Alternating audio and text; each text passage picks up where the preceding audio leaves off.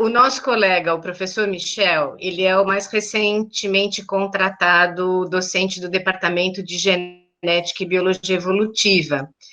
Ele é graduado em Ciências Biológicas, mas ele se graduou na Universidade Federal de Pernambuco e veio para São Paulo para fazer o mestrado e doutorado aqui no IB. Ele fez o doutorado sob orientação da professora Maiana Zatz.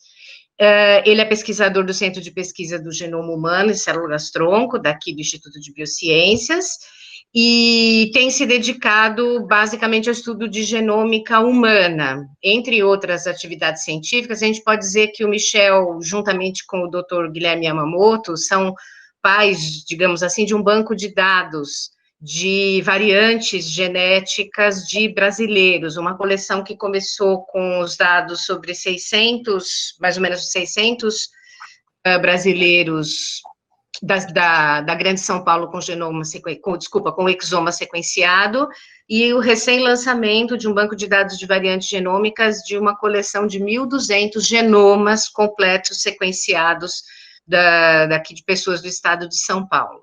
É uma contribuição importante, porque é uma referência muito importante para quem faz genética clínica, genética médica, ter esses tipos de bancos de referência para decidir sobre o significado clínico de variações genômicas. Muito bem.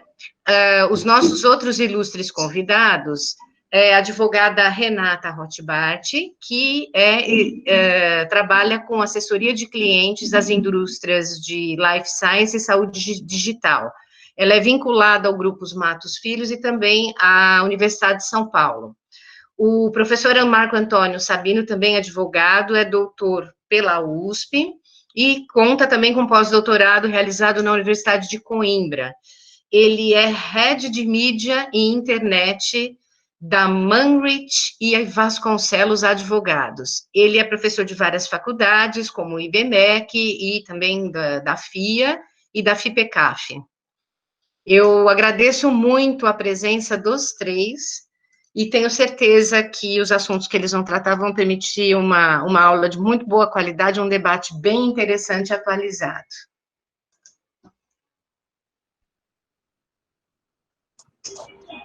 Bom, obrigado, Regina. Posso, então, compartilhar minha tela? Vamos ver se funciona. Só porque é um assunto complexo e a gente gosta de ilustrar, né?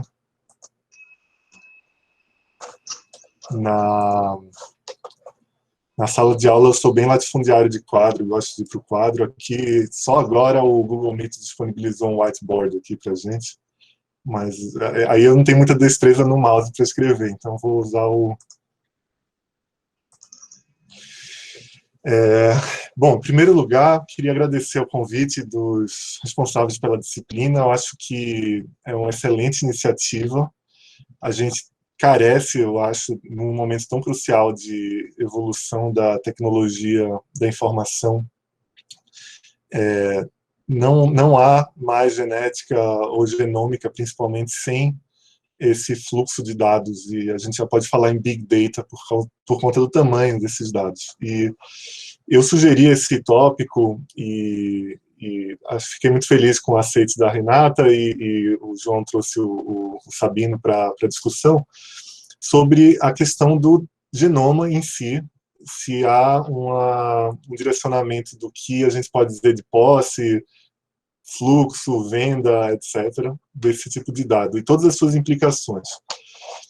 E aí, eu vou fazer uma introdução rápida sobre o que é o genoma, até para todo mundo falar a mesma língua aqui, e aí eu vou falar sobre o acesso ao genoma especificamente como dado, mas também algo que é importante discutir, que é uma linguagem um pouco mais acessível do que é o genoma em si, do que são essas variantes e o que são esses dados genômicos tão sensíveis que a gente trata. Então, eu vou quebrar esse assunto de uma forma muito leiga, até porque vira uma espécie de experimento para a gente espalhar isso, já que aqui é uma matéria de extensão, e isso pode ser mais interessante. Então, eu gosto de usar a analogia do genoma como uma coleção de livros de receita.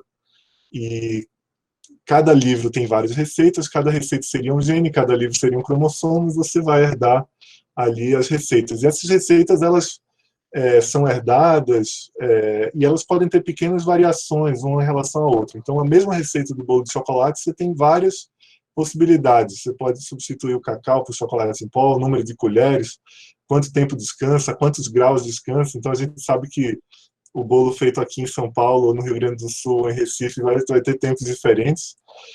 Qual a temperatura do forno, a idade da farinha, a hidratação dela, etc. Então, em cada receita você tem essas possibilidades de variação, com o resultado final sendo um bolo de chocolate. Se você errar muito feio aqui em um desses itens, você pode ter um fracasso no seu bolo de chocolate, e isso também é curioso. Você tem variantes que têm muito mais efeito do que outros. E aí, só para lembrar aqui, cada um de nós, a gente herda duas coleções, uma do pai e uma da mãe, que por sua vez herdaram dos seus pais e dos seus antepassados ali, indefinidamente, porque a gente sabe que para uma pessoa existir ainda é preciso de um pai e de uma mãe, né? Então esse é um ponto de discussão que a gente vai colocar em outra aula.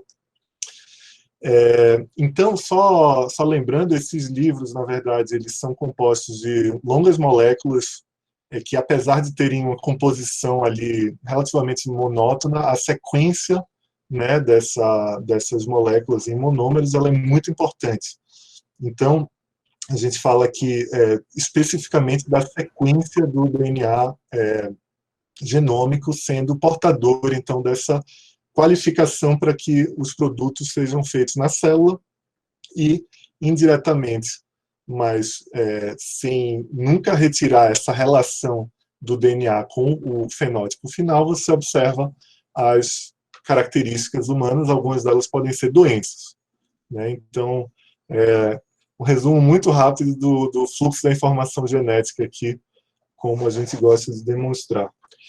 E aí vem a grande questão, que é o acesso a esse dado genômico. Então, até 2007, mais ou menos, o preço de fazer um genoma ele vinha caindo, desde a conclusão por aqui, em 2001, 2003, do Projeto Genoma Humano, né? Para quem não sabe qual foi o grande objetivo do projeto, eu gosto de fazer essa outra analogia aqui, simplificada. A gente tem aqui na caixa de um quebra-cabeças uma foto que nos ajuda a montar o quebra-cabeça. Então, as pecinhas, elas continuam ali, certo? Mas a gente tem um guia agora que é muito importante na hora de montar. Então, não quer dizer que a gente conseguiu, com o Projeto Genoma Humano, interpretar tudo que estava ali. Então, a gente não sabe ainda um monte de funções, de um monte de genes, e principalmente um monte de funções das mutações, das variantes carregadas pelas pessoas, mas agora, pelo menos, a gente tem um mapa. E eu gosto de fazer essa analogia porque quando a gente sequencia um genoma de um brasileiro, principalmente das populações que deram origem aos brasileiros, que são ainda pouco representados no mapa da ciência mundial, a gente encontra até alguns pedaços que nem estavam sequer aqui nessa caixa inicial. Então, a gente está nesse nível. Populações ainda estão sendo mapeadas e catalogadas e analisadas. O que mudou daqui para cá, então, foi uma evolução tecnológica que permitiu não só a parte do molecular da análise, mas também a parte computacional da análise. E esse marco veio por volta de 2007, 2008, e hoje em dia a gente fala num genoma por $1.000, e não é aquela realidade fictícia. Na verdade, é possível fazer um genoma por $1.000 no Brasil. No Brasil, alguns laboratórios têm um equipamento de última geração que permite esse tipo de capacidade. E aqui é só uma comparação, né, que a própria lei de Moore, que já é uma lei, uma regra exponencial da redução do custo computacional, ela parece uma queda lenta em relação à queda do preço dos genomas. O que é que principalmente implica isso? Que agora a gente consegue sequenciar muito mais pessoas nos projetos. E isso significa que a gente tem, então, uma lista de variabilidade genética muito grande. E para quem não sabe, a variabilidade, as diferenças são o prato cheio do geneticista. né? A gente até gosta de saber a média, mas a média é coisa da medicina. A medicina trabalha com média. A gente está na diferença, né? Nos extremos, em todo esse espectro de variação. Acho que não só na genética, né? A biologia como um todo estuda a variação. E aí é interessante saber qual é a origem da variabilidade. Então, da mutação que acontece em cada replicação celular, você tem uma chance de replicar com alguma diferença em relação à origem, você tem as populações de todas as espécies, e aqui eu estou só apontando para os humanos, se dispersando no mundo e se isolando em determinadas regiões geográficas e se misturando de novo, e depois se isolando de novo, e se misturando de novo. Então, a gente tem esses padrões aqui de diferenças genéticas. Quanto mais tempo uma população ficou isolada, maior é a chance de você encontrar diferenças que são particulares de uma determinada população ou de outra. E aí é curioso porque o Brasil, na verdade, ele representa um pouco da mistura das últimas populações a ocuparem um território, que é o caso das Américas, com um reencontro com as primeiras populações ali, com os descendentes das primeiras populações ali na África e a Europa. Então o Brasil é um lugar muito interessante também de se estudar. E aí o que é que significa isso na prática? Que você tem uma lista ali de mutações que vão ter frequências diferentes em cada população do mundo e também uma lista de mutações que são específicas de cada população, então que eu sequer consigo avaliá-las em outras. Então são coisas únicas, são coisas, não é só, obviamente, da população brasileira, mas todas as populações têm essa característica, um conjunto de mutações que você compartilha apenas com você mesmo, são as mutações novas que apareceram ali, ou com a sua família, ou com a sua linhagem, ou com a sua população, ou com a espécie humana inteira. Então percebam que existe essa gradação, e isso é muito importante, porque o conceito do que é o indivíduo, do que é individual, e aí a gente fala muito isso na proteção dos dados, né, sobre essa posse,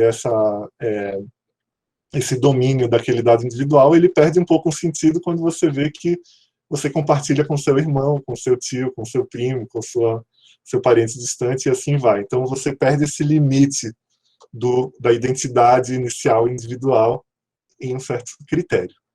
Tá? E aí eu vou só agora provocar vocês com o que a gente já sabe que dá para fazer com o genoma e o que a gente acha que dá para fazer com o genoma no futuro próximo. Então, eu acho que a professora Regina detalhou bem esse fluxo. A gente já consegue fazer diagnóstico de doenças genéticas, as doenças raras, né, que são as doenças de padrão mendeliano, em que você tem uma mutação de grande efeito. Hoje em dia você consegue, a partir dos fenótipos da história familiar, idade, sexo, etc., indicar a necessidade de um teste de diagnóstico, né? E com isso você consegue ir de um genoma completo ali que tem 5 milhões de diferenças com aquela caixa do quebra-cabeças, até sair com uma mutação ou duas candidatas ali a serem causadores daquela doença. Isso é uma realidade, isso já vem sendo feito há 30 anos, mas com a tecnologia do sequenciamento de nova geração acelerou-se muitíssimo isso. Então, da lista de doenças genéticas, um percentual enorme já foi, digamos assim, mapeado para um gene, e isso permite que muitas famílias se beneficiem com esse diagnóstico. Ainda assim, a gente está falando de doenças raras, né? Isso aqui vai melhorando com o passar dos anos, com a nossa capacidade de interpretação. Então, a gente olha um genoma inteiro em relação a um exoma, por exemplo, você tem uma melhora já na capacidade diagnóstica, e a tendência é melhorar ainda mais com o tempo. O que a gente também pode saber com o genoma hoje em dia? É uma realidade, tá? Existem testes, aqui a gente estava falando de testes mais médicos, em que um acompanhamento de um serviço médico vai indicar um teste, e hoje em dia você tem testes diretos ao consumidor com algumas aplicações. Umas são verdadeiramente possíveis, outras são um pouco forçosas em determinadas análises, mas isso já é uma realidade.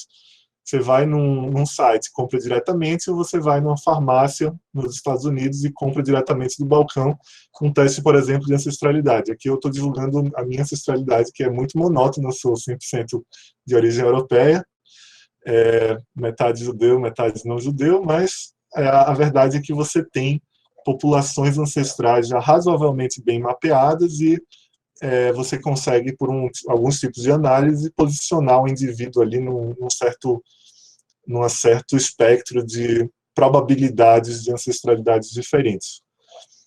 E isso é razoavelmente inócuo, ao meu ver. A gente pode até discutir, porque é uma curiosidade de autoconhecimento muito, muito divertido de se fazer e que ganhou o consumidor. E o que já é possível de se fazer, aqui é uma simulação para a população australiana. Você, a princípio, ainda é caro, ainda é questionável do ponto de vista de aplicação direta para a saúde. Você poderia fazer screening populacional de doenças genéticas ou de risco a doenças genéticas. Então, aqui é uma lista de doenças monogênicas, então aquele mesmo conjunto lá atrás do diagnóstico. Por que aqui a gente não fala em diagnóstico? Porque a gente não está falando mais de pacientes, e sim de indivíduos sem queixas clínicas, que podem ter o risco de ter um filho afetado ou deles mesmos terem um risco ao longo da vida de desenvolver alguma doença. E aí, o resumo aqui é que isso aqui é uma curva de custo-efetividade. Tá? Se um teste só fosse possível para ver todas essas condições, todo mundo que está para baixo dessa curva tem custo-efetividade, inclusive em algumas situações é até lucrativo você fazer um screening populacional, pensando que você vai prevenir doença, pensando que você vai intervir mais precocemente, né, naquela doença. Aqui tem uma curiosidade, né, a atrofia muscular espinhal, nesse cenário de teste individual está para lá da curva, mas na Austrália não tem judicialização de medicamentos como o Spinraza, que acabam erodindo bastante o orçamento de um sistema universal como o SUS, e certamente numa realidade brasileira esse amarelinho estaria desse lado, porque esse tipo de gastos são incluídos, né? O DAILY é uma métrica de fardo para a saúde de um indivíduo na sociedade. E aí isso é uma métrica, tentativa de uma métrica unificada. Até a gente pode discutir o utilitarismo dessas métricas, mas não é o caso de agora, mas é uma ferramenta importante para quem toma decisões de investimento em saúde. E o que a gente também pode saber com o genoma? Isso aqui é a realidade, o uso forense dos bancos de dados. Então, isso aqui foi um caso dos anos 70, entre os anos 70 e 80, de um assassino em série nos Estados Unidos. Na época, eles conseguiram localizar amostras biológicas nas cenas do crime, e eles conseguiram, inclusive, perfilar essas amostras ali nos anos 80, já com alguns marcadores, já era possível, mas se você perfila uma amostra de um criminoso sem um banco de dados, você não tem a utilidade real daquela amostra. O que aconteceu em 2018, um dos sites interessantes que são de depósitos voluntários de testes genéticos que as pessoas fazem nas empresas, o pessoal jogava lá para ver se achava primo, família e tal. A polícia encontrou um primo distante do perfil, né, do assassino, e conseguiram, com um cruzamento rápido de dados demográficos, por idade, localização, etc., chegar no assassino que foi preso e condenado 40 anos depois. Então, o uso forense dos dados já é também uma realidade demonstrada. E aí a grande questão é, quantos ancestrais a gente tem? Então, isso daí foi um trabalho, uma provocação que eu ouvi de um outro teste de ancestralidade num congresso. Na verdade, se a gente for pensar que para cada geração acima você tem 2 ancestrais, em 30 gerações a gente teria 1 bilhão de ancestrais, e a gente sabe que 30 gerações atrás o planeta Terra não tinha 1 bilhão de pessoas. Então, na verdade, existem muitos ancestrais nossos que cumprem vários papéis ali na nossa ancestralidade. No final das contas, a gente é, de fato, primos em algum grau. Todo mundo é primo em algum grau.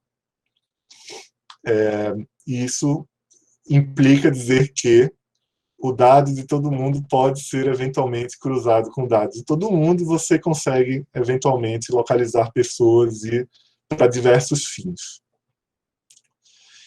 Agora é o potencial. O que a gente pode saber no genoma no futuro, um futuro de curto, médio e longo prazo? Isso aqui é um resultado de riscos poligênicos. Então, diferentemente das doenças monogênicas, em que uma mutação tem um grande efeito, a maior parte das doenças prevalentes elas são multifatoriais com um componente poligênico. O que é o componente poligênico? Uma combinação de mutações de baixo efeito que, em combinação, te colocam num risco maior ou menor para alguma doença. Diferentemente das monogênicas, você precisa de milhares de pessoas analisadas, sequenciadas, genotipadas, para encontrar esses perfis, para determinar esses perfis. É o caso em algumas doenças? Já é o caso de algumas doenças. O UK Biobank tem 500 mil genotipados, o projeto All of Us nos Estados Unidos pretende sequenciar 1 milhão de indivíduos. A gente terá em breve essas listas de perfis poligênicos. Tem problemas, ancestralidades diferentes, não dá para transportar, cada país deveria fazer o seu, mas é um fato que, no futuro próximo, você pode dizer o risco de outras doenças, não só das monogênicas. Isso aqui é um trabalho de 2017 que, mais ou menos, com esse mesmo tipo de análise de dados de identificação de voz e de perfil de rosto, conseguiram, cruzando com dados genômicos, conseguiram predizer, tá? Eu vou tirar isso daqui para ficar melhor. Isso daqui é o observado, isso aqui é o predito. Você já consegue mais ou menos desenhar um rosto e um tom de voz com dados genômicos. E isso significa que o assassino serial do Golden Gate poderia ter sido encontrado de outra forma. Você estima ali o perfil genético, você cruza com as câmeras públicas que você tem por aí e conseguiria encontrar essa pessoa de outras formas, não só com os bancos de dados genéticos. E aí, aqui vem um dos meus últimos slides, na verdade, acho que é o penúltimo, sobre a referência mais interessante que tem dos anos 90 em relação à distopia, que é um futuro de informações genéticas moldando a sociedade, com o filme Gattaca, no qual a gente tem a história de um rapaz que tem o sonho de trabalhar como astronauta, mas ele não tem a genética para isso, porque a gente vive num mundo em que tudo é determinado pela genética, inclusive o trabalho, a habilidade de trabalho das pessoas, e ele vai, e eu não vou contar spoilers, mas ele precisa contornar bastante a integridade e a ética para poder atingir seus objetivos. E aí começam a vir as perguntas. Na verdade, eu tinha mais 2 slides, eu acho que eu ainda estou no meu tempo. Como é que a gente pode fazer um campo justo sem paternalizar totalmente, sem que alguém precise dizer o que pode ou não pode ser feito? Isso daqui está num dos artigos que eu sugeri, né, para leitura. Isso aqui é o caso de uma criança que foi naquele problema que aparentemente já está resolvido ou muito avançado, que é o do diagnóstico monogênico, doenças monogênicas.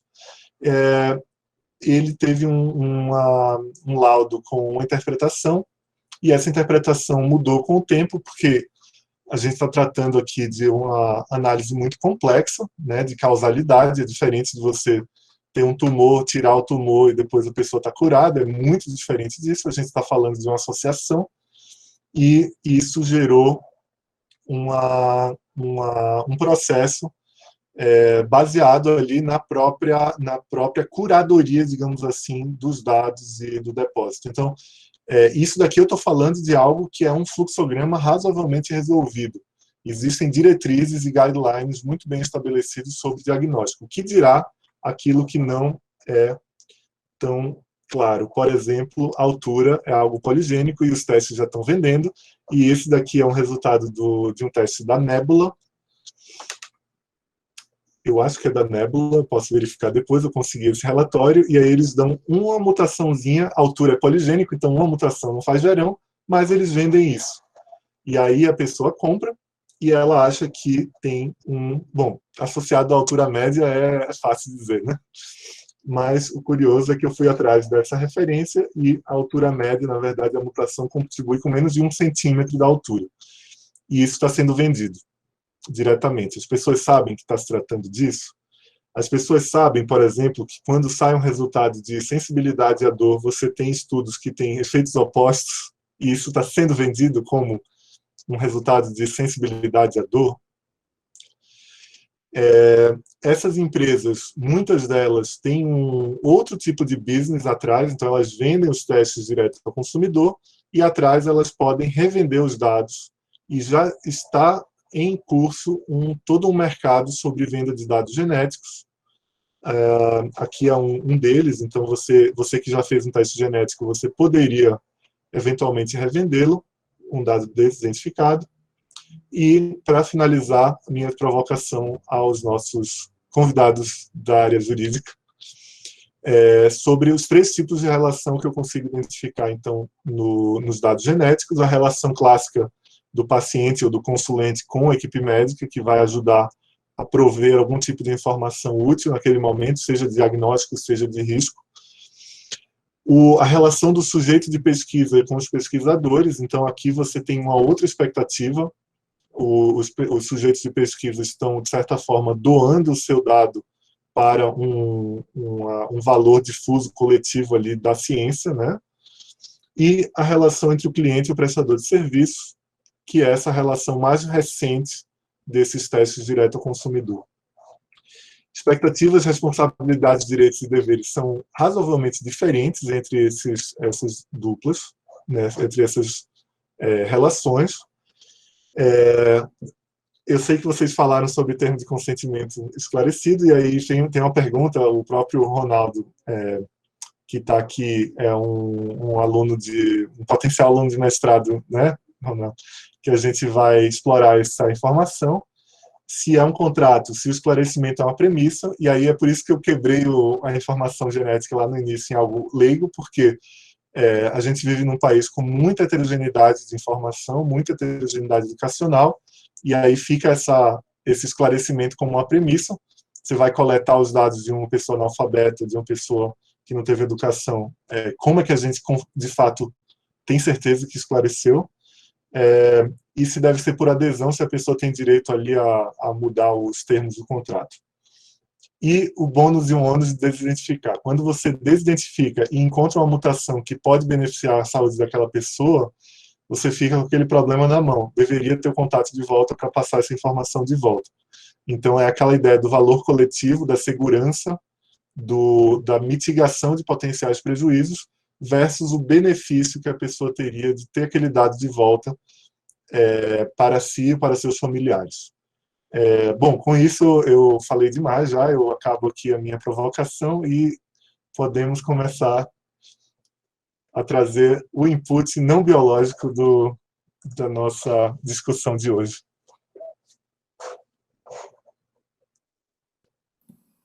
Obrigado, Michel. Se eu entendi, a Renata sugeriu de falar por último, então seria o Sabino agora, é isso? Acho que é isso. Isso. Vai fundo. Bom, então legal, obrigado, gente. Prazer estar aqui com vocês. Como a Regina falou, obrigado, Regina, pela apresentação. Meu nome é Marcos Sabino.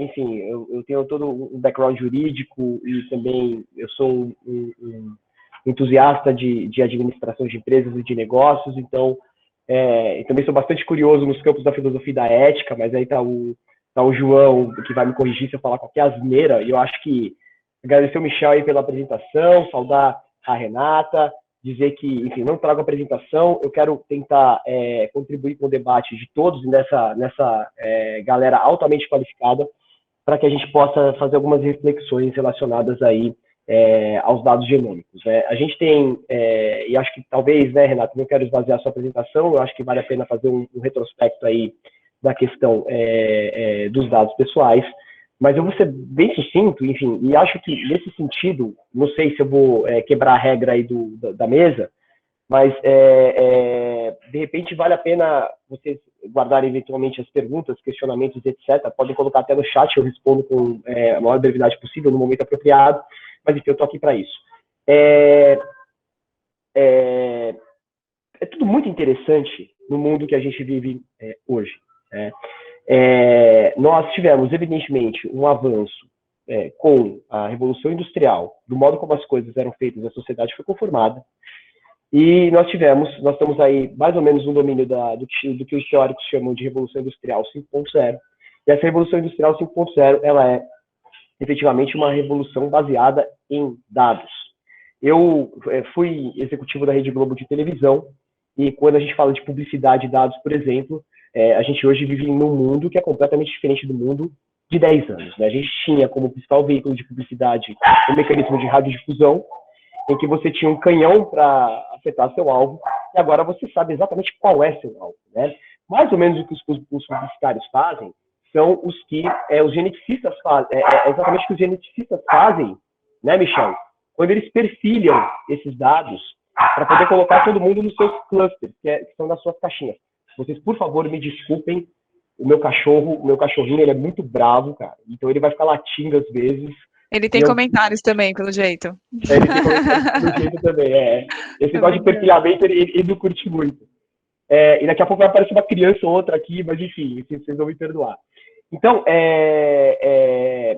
tudo isso gera uma necessidade, efetivamente, de você fazer todo um modelo de negócios baseado em dados. É isso que o Michel falou no speech dele, que é o considerado Big Data, né? Que é aquele universo, aquele pool de dados que consegue identificar aquele determinado indivíduo para que eu possa ser muito mais assertivo, né, na minha estratégia comercial. Não há dúvida, pessoal, não há dúvida que, pelo menos na minha opinião, as leis protetivas de dados, elas estão inseridas num contexto mercadológico. Né? Esse é o primeiro ponto.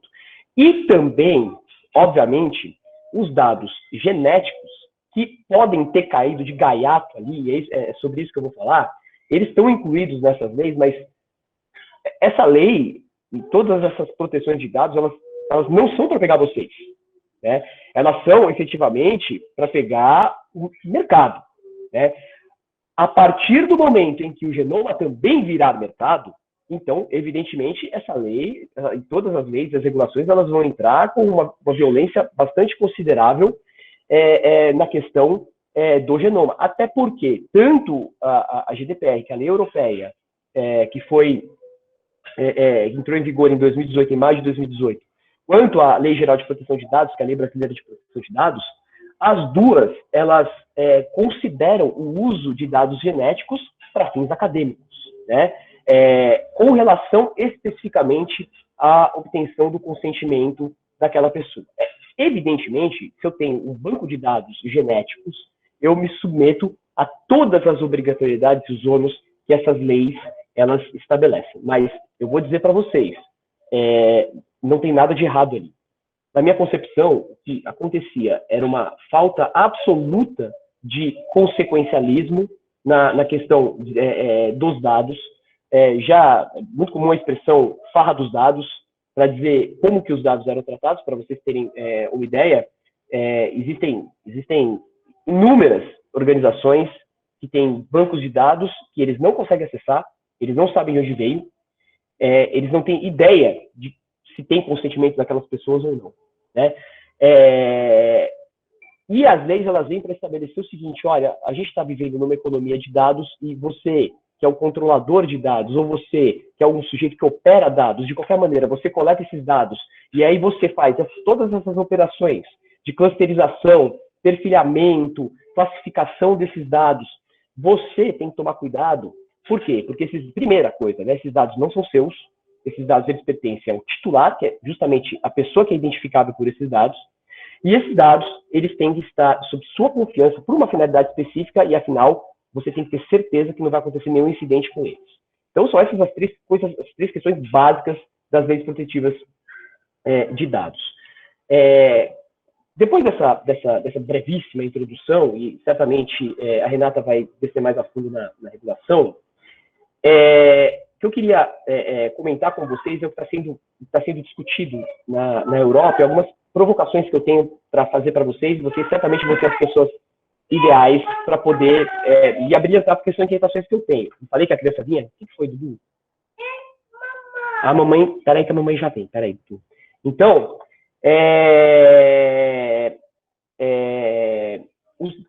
o problema, o que está se falando muito é justamente, né? Michel disse que hoje é possível você encontrar uma pessoa com base no genoma. Amanhã você vai conseguir estabelecer um padrão de rosto e até voz em função do genoma. Existe já um mercado ligado a informações genéticas. E aí, o que está se discutindo muito, pelo menos na Europa, é a finalidade desses dados para pesquisa e até que ponto, né, e acho que era uma questão que o Michel tinha colocado ali quando a gente conversou, aquela proposta, né, de mesa em algum ponto, que é a questão da anonimização desses dados, a pseudo-anonimização desses dados, vis-à-vis a comparação desses dados dentro de um universo genômico, justamente, por exemplo, penso eu, posso estar completamente enganado, justamente para você definir aquele perfil polinômico que você falou, até anotei em algum lugar, eu não sei nem se o termo é esse mesmo. Poligênico. Poligênico, exatamente. Poligênico é da pessoa que eu preciso, efetivamente, comparar, traçar paradigmas e comparar uma coisa com outra, né? O que é importante saber é que a gente vive num mundo que é altamente hoje, e todos vocês aí muito provavelmente assistiram no Netflix O Dilema das Redes, que é um documentário relacionado às redes sociais, e a gente observa isso no nosso cotidiano. A gente vive num mundo polarizado. E uma das coisas que eu queria realmente colocar a reflexão de vocês todas as leis protetivas de dados, elas tratam os dados genéticos como os dados sensíveis. Esses dados sensíveis, eles gozam de uma proteção especial. Os dados sensíveis, por exemplo, eles não podem ser compartilhados. Os dados sensíveis, por exemplo, qualquer incidente de vazamento, de destruição, de deterioração desses dados, eles vão gerar um passivo, uma contingência muito maior do que dados que não são caracterizados como tais. A gente sabe que já existiram experimentos genéticos que, obviamente, foram mais virtuosos, e a gente sabe que existiram outros não tão virtuosos assim. E a grande questão que se coloca e que se impõe é, efetivamente, até que ponto essa regulação que protege o dado da pessoa, ela não se presta também a moralizar, eventualmente, mitigar o risco de disfunção do tratamento desses dados para aplicações que não sejam aplicações, digamos, com o melhor intuito ético.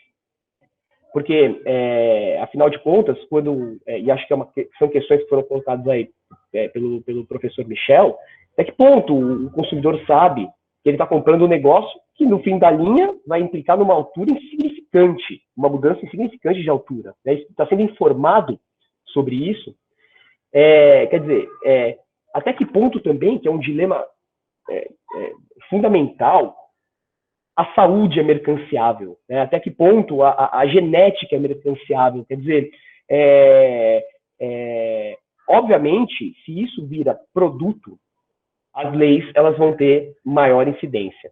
Contudo, a grande questão que se põe existe, obviamente, né, o mapeamento genômico, ele é capaz, como foi falado inicialmente, de estabelecer uma tendência a determinadas doenças.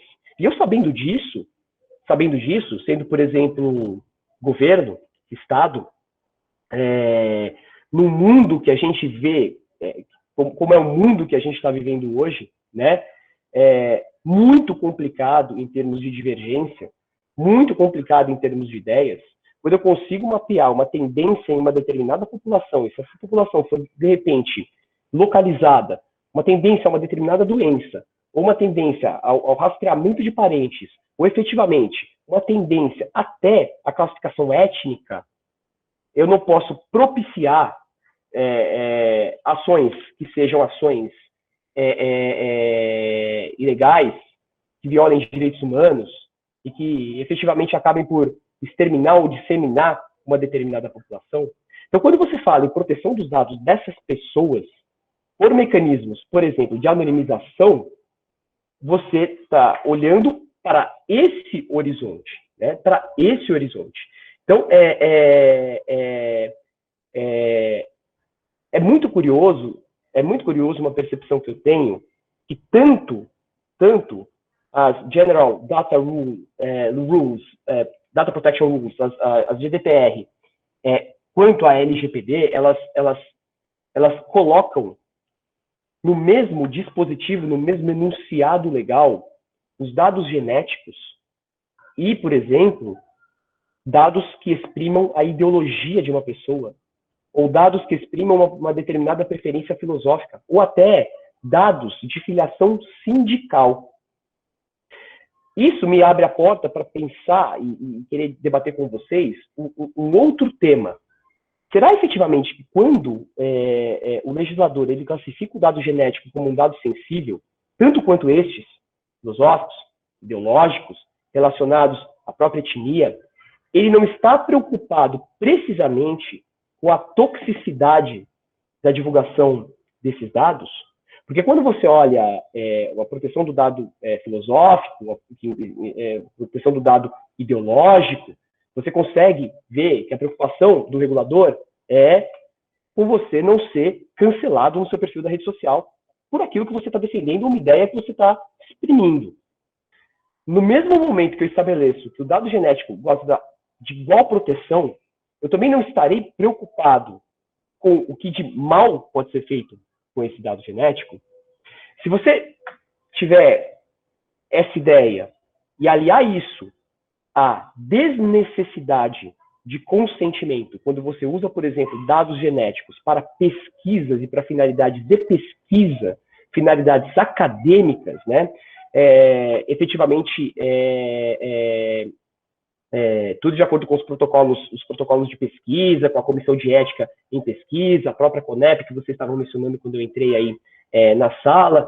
Se nós estamos falando disso, então, imagino que a preocupação com a regulação de proteção de dados, ela é efetivamente uma preocupação que os geneticistas eles têm que levar em consideração. Contudo, você sempre vai poder ter a certeza de que, ou pelo menos aparentemente, de que o interesse do legislador não era efetivamente nessa seara, mas sim no uso mercadológico dos dados genéticos, na transferência de dados genéticos, no compartilhamento de dados genéticos, sem aí o consentimento e sem autorização do seu titular. Nós temos claramente, né, uma função extremamente importante no mapeamento do genoma, que vai muito além dessas coisas comezinhas, como, por exemplo, eu quero aumentar a altura da minha prole, ou eu quero definir a cor dos olhos da minha filha, ou essas coisas, com todo respeito a quem pensa diferente, essas coisas meio pequenas que a gente teima em dar muito valor. Mas nós temos aí um horizonte incrível de uso desses dados para efetivamente melhorar a vida das populações e desenvolver métodos para evitar moléstias e traumas que sejam prevalentes em um determinado local e que a gente está no momento agora de pandemia que mostra bem para a gente o que pode acontecer, né, quando a gente tem uma situação em que a gente é acometido por uma doença, por uma potencial doença.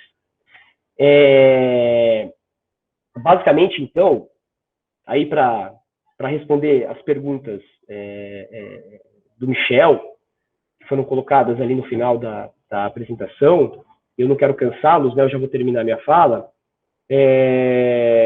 Você colocou 3 relacionamentos aí, né, do pesquisador ou do consulente com a equipe médica, do sujeito da pesquisa, o pesquisador, e com o consumidor e o prestador de serviço. Eu entendo que são relacionamentos, todos eles podem ser tutelados à luz do direito. Nesses dois casos específicos, né, do sujeito de pesquisa versus os pesquisadores, e do pesquisador versus a equipe de pesquisa, de novo, né, nós estamos aí no domínio da obtenção de dados, e esse domínio de obtenção de dados, dispensado o consentimento diante do uso desses dados para pesquisa, com o uso de mecanismos de anonimização ou pseudonimização, sempre que for possível, muito embora haverá situações em que ele vai ser impossível, preciso saber exatamente de quem é aquele genoma, de que pessoa é aquele genoma, e com as salvaguardas da necessidade de você ter sistemas de segurança da informação que evitem vazamento de dados, que evitem incidentes de segurança, perda desses dados, você ter uma equipe responsável por esses dados, em nível da organização, então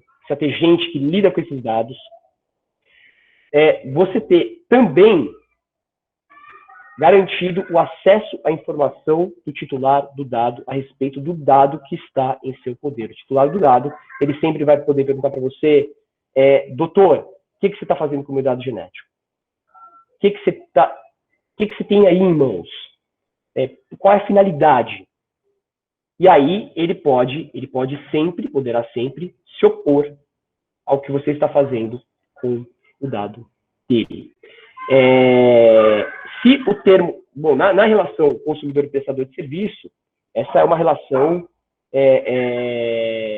que normalmente é uma relação comercial, essa é uma relação regida à luz, normalmente, lógico que você precisa ver o caso concreto, mas no Código de Defesa do Consumidor, e no Código de Defesa do Consumidor, do mesmo jeito que o pesquisado, o sujeito de pesquisa, o consumidor, ele é mais vulnerável, ele é entendido como hipossuficiente, ele é a parte mais fraca da relação. E nesse sentido, ele também goza de uma proteção especial. Se o termo de consentimento livre e esclarecido é contrato, agora eu vou dar uma bem, né, advogado, vai. Contrato, ele é um acordo de vontade entre dois ou mais sujeitos a respeito de um determinado objeto. Então, se o contrato ele é um acordo, ele demanda consentimento. Aí, termo de consentimento livre e esclarecido. Né? Então, o consentimento já está ali. Eu preciso ter duas ou mais partes. No caso, pesquisador e o sujeito de pesquisa, dependendo do caso. A respeito de determinado objeto, que é efetivamente a participação daquele sujeito naquela pesquisa, com tudo que deriva dessa finalidade. Então, eu entendo que o termo de consentimento livre e esclarecido tem natureza contratual. E se o esclarecimento é uma premissa, não há dúvida, né? Porque a regulação já estabeleceu que o esclarecimento é uma premissa, e nessa linha, né, isso vai muito ao encontro do que determina as regulações de proteção de dados, porque hoje, qualquer dado que você coletar a respeito de qualquer sujeito identificável, você tem que efetivamente esclarecer o que você vai fazer com aquele dado. E nessa linha, o termo de consentimento livre e esclarecido, esse esclarecimento é um esclarecimento concreto e de preferência, como alguém estava falando aí a hora que eu entrei, escrito, documentado, assinado e bem repleto de informações, porque eu também já tive a oportunidade de trabalhar com isso. Aliás, eu nem sei se o João sabe, mas o meu doutorado é em judicialização da saúde, então eu estudei isso e acabei publicando um livro, e aí trabalhei bastante já com questões médicas de termos de consentimento, então é importantíssimo que vocês tenham super cuidado com isso, porque ele precisa ser bem esclarecido mesmo. Essas as colocações que eu tinha para fazer, espero não tê-los molestado ou cansado, e fico completamente à disposição para as futuras, neste momento ainda, discussões, tá bom, gente? Muito obrigado. Obrigado, Sabino. Oi, pessoal. Vou complementar aqui algumas ideias que a gente colocou na mesa. Primeiro, quero agradecer a oportunidade, o convite do Michel de participar dessa discussão aqui com vocês. Estou super feliz de ver que tem tanta gente tão apaixonada quanto eu por esse tema, a ponto de estar a sexta-feira, 6 horas da tarde, numa discussão super profunda aqui, né, desse tema envolvendo genética e proteção de dados genéticos, né, tratamento de dados genéticos. Então, é muito interessante, muito legal ver esse movimento de vocês. Quero agradecer às professoras também, e aos alunos, é claro, pela oportunidade de estar aqui trocando algumas ideias com vocês. Ouvindo o Michel falar e o Marco, eu pensei assim, nossa, mas eu fui longe de tanta coisa que daria para a gente conversar aqui, e realmente a gente não tem muito tempo, acho que sem prejuízo até da gente fazer isso em outras oportunidades. Eu queria tocar basicamente, eu acho que em 3 temas, vou pensar um pouco, acho que a fala de cada um, e talvez começando por essa fala do Marco, para a gente ir no embalo, né? Quando a gente fala de proteção de dados de saúde, principalmente proteção de dados genéticos. Eu acho que um ponto importante da gente ter em mente é o que efetivamente a Lei Geral de Proteção de Dados faz, né? Qual é o papel dessa lei? Como o Marco estava falando, a gente tem um regramento específico agora que está efetivamente vigente no Brasil, e que estabelece quais são os princípios que as entidades que realizam tratamento de dados pessoais precisam seguir, quais são os direitos dos titulares dos dados e quais são as ocasiões em que um determinado comportamento tem que ser adotado ou não dentro desse contexto, né? Então, o tratamento de dados em termos gerais é basicamente qualquer coisa que você fizer com um dado pessoal de saúde, né?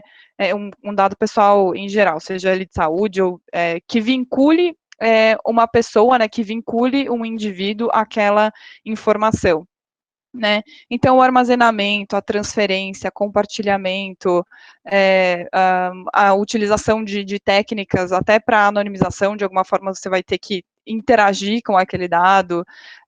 Basicamente, a lei até ela é bem específica, ela dá uma série de exemplos ali de situações, né, de ações que incluem esse tratamento de dados, mas basicamente, assim, se você fizer qualquer coisa com um dado pessoal e esse dado, né, identificar uma pessoa, você vai estar sujeito às regras dessa regulação e de outras regulações até que venham a ser publicadas aí pela Autoridade Nacional de Proteção de Dados ou mesmo autoridades setoriais, né? Acho que muito provavelmente a gente vai ter um overlap aí de regulações de CFM, que adora regular, inclusive que não deve, da própria Anvisa, ANS, conselhos profissionais em gerais, né? Também vão se manifestar a respeito disso de alguma forma, e a gente pode ter um conflito, que efetivamente o conflito que eu vejo hoje entre a LGPD e as regulações setoriais de saúde de uma forma geral, assim. Por que eu estou falando isso? Porque, via de regra, qualquer intervenção que acontece num paciente, né, uma cirurgia, um diagnóstico, enfim, a própria consulta, tudo isso depende necessariamente de um consentimento daquela pessoa, né, de um consentimento daquele indivíduo, né, para uma cirurgia, enfim. E essa, enfim, é uma boa prática, é uma prática que, inclusive, está prevista nas regulações específicas que falam sobre direitos e deveres dos pacientes no âmbito do Sistema Único de Saúde, e é um fator sempre muito importante quando a gente faz qualquer análise do ponto de vista de responsabilidade civil. Já a Lei Geral de Proteção de Dados tem um comportamento diferente. Falando de dados pessoais sensíveis, que como o Marco falou, é onde se incluem os dados pessoais de saúde, né, que é saúde em geral, vida genética, vida sexual, genético e biométrico, você tem 2 roles em que o tratamento de dados é considerado legítimo. O primeiro, que é o mais conhecido aqui para nós, é de fato se aquele indivíduo consentiu com aquele tratamento, né?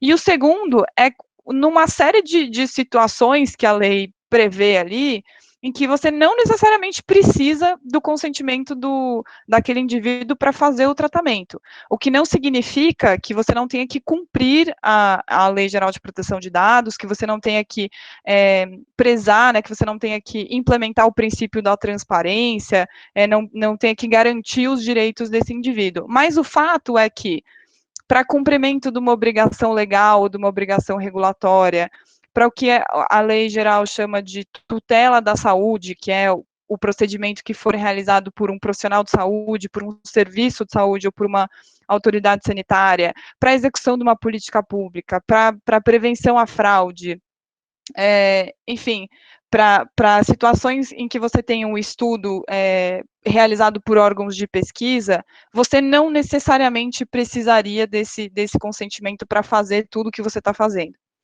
E aonde que eu quero chegar aqui?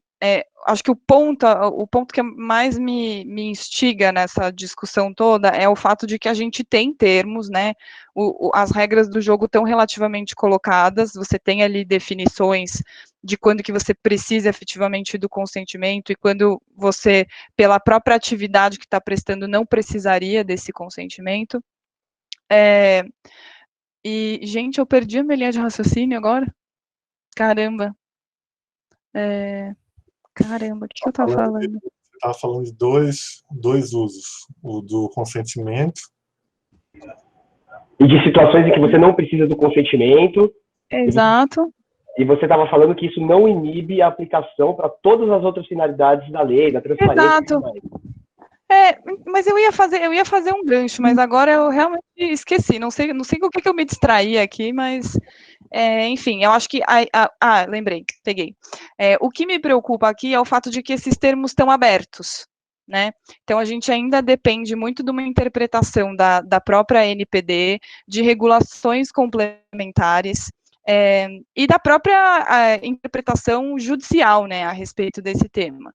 Então, por exemplo, quando a gente, em tese, tá? Estou falando em tese aqui porque acho que a gente tem uma discussão do ponto de vista técnico.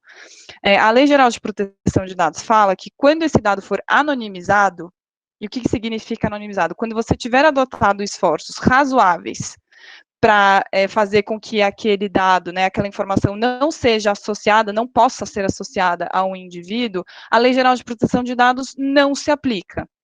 Mas aí, quando a gente fala de dado genético, por exemplo, no nível de inovação, de tecnologia que a gente tem hoje, efetivamente é possível você dizer que este dado é anonimizado, e, assim, para genético, mais ainda, assim, você consegue anonimizar um dado que é genético, né?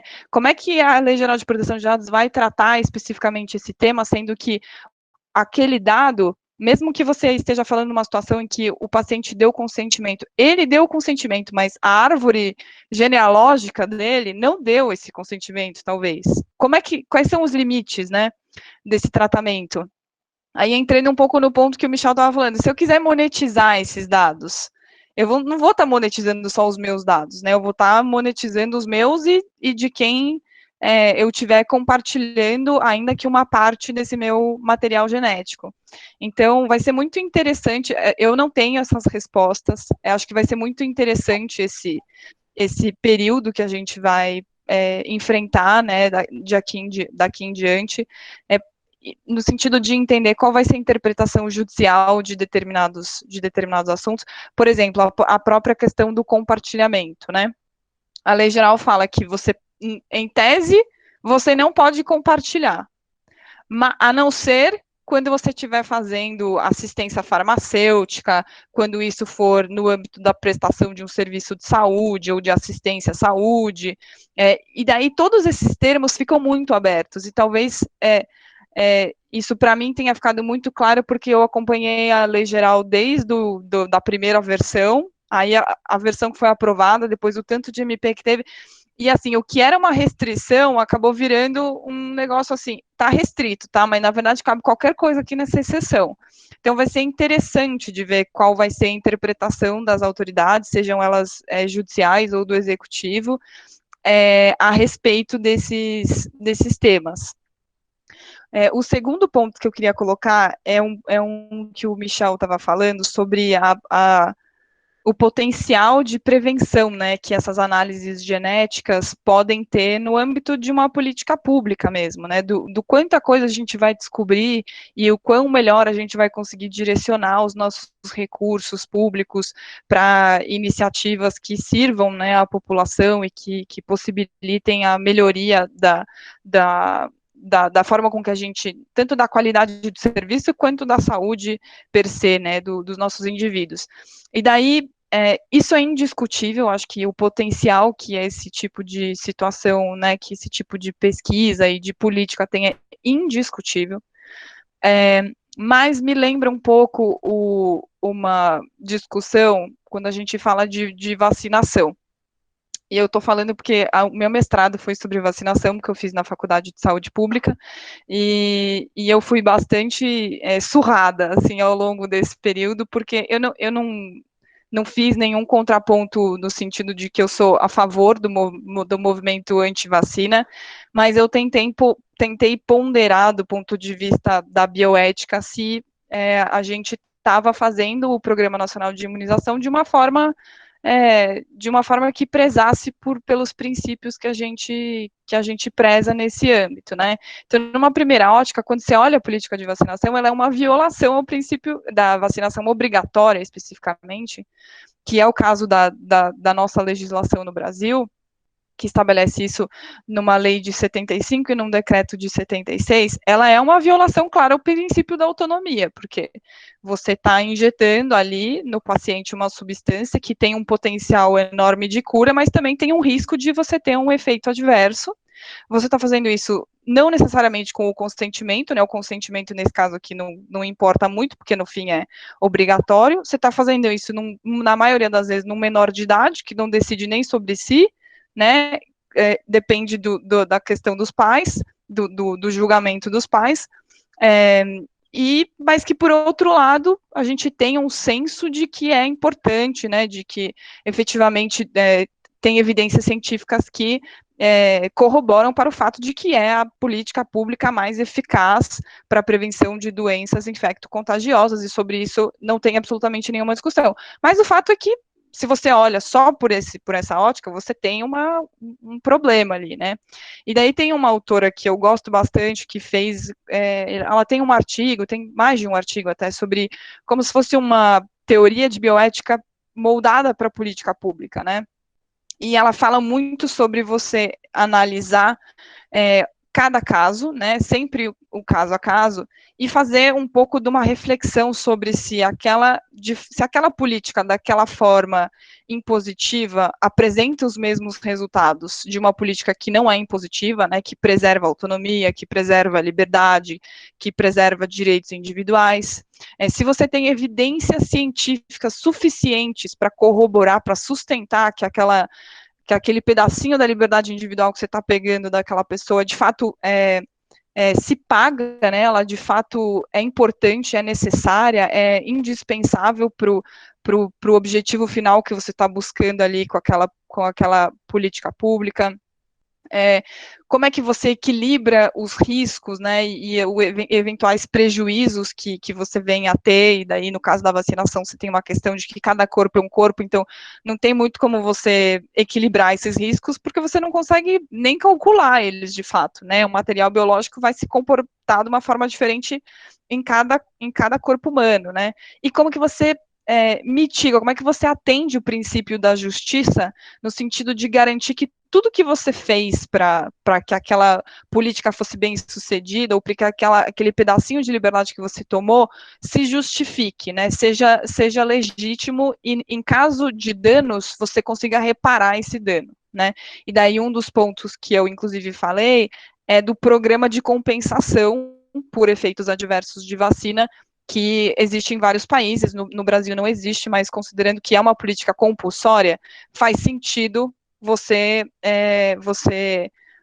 fazer esse esforço de garantir que, havendo qualquer efeito adverso, aquele indivíduo que nem oportunidade para consentir deu, tem a oportunidade de receber uma reparação, embora você tenha uma série de aspectos jurídicos sobre como é que você tem um nexo de causalidade entre esse evento adverso e a vacina, e assim por diante. Mas o ponto que eu queria abordar é um pouco isso, né, de a gente refletir sobre como isso se daria na prática do ponto de vista de política pública, para que a gente tenha, assim, sirva para o propósito de saúde pública ou saúde individual, que seja, para que a gente tenha um embasamento jurídico, que vai ser sempre importante nesse caso, para legitimar, né, todas as ações, e inclusive endereçar situações em que isso pode ser feito, isso não pode ser feito, quais são os limites para você utilizar, né, que é um pouco o que o Marco estava falando, você pega o dado para uma coisa, mas no fim, você tá, assim, quando você vê, você já está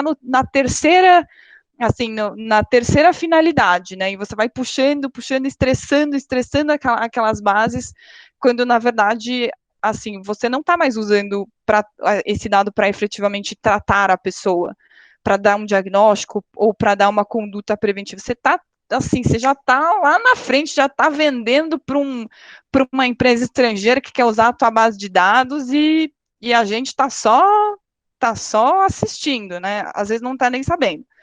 Mas eu acho que esse era um ponto. O terceiro ponto que eu queria abordar, que também o Michel falou, já passou meus 20 minutos? Se me deixar aqui, eu vou falando 2 dias. Mas acho que é o último ponto. O terceiro ponto que o Michel estava falando sobre o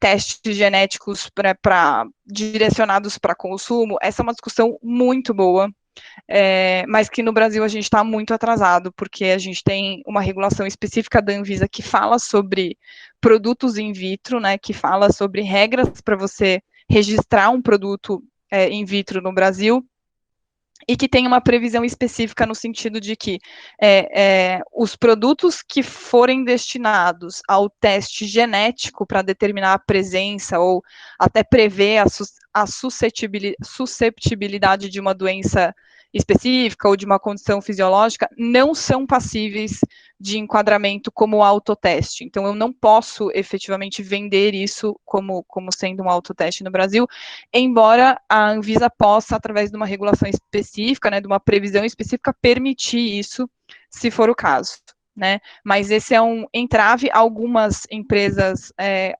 decidiram assumir esse risco e vendem diretamente para o paciente, mas o fato é que, como o próprio Michel falou, a gente mora num país, e globalmente falando, né, em que a gente tem uma disparidade muito grande de níveis socioeconômicos, então a preocupação da Anvisa, que eu até entendo que é uma preocupação louvável, embora não concorde com essa limitação para o consumidor, é no sentido de que, assim, como é que uma pessoa vai interpretar essas informações? Né? Às vezes o próprio médico, às vezes o próprio geneticista tem dificuldade de saber qual é a melhor forma de abordar um assunto ou o que aquela informação de fato significa, né? Você imagina para um consumidor, que na grande maioria das vezes não tem uma formação em biologia, não tem uma formação em ciências humanas, então o tanto de prejuízo que isso pode causar para as pessoas no curto, no médio e no longo prazo, né? Para a pessoa no âmbito individual, para a pessoa no seu âmbito familiar.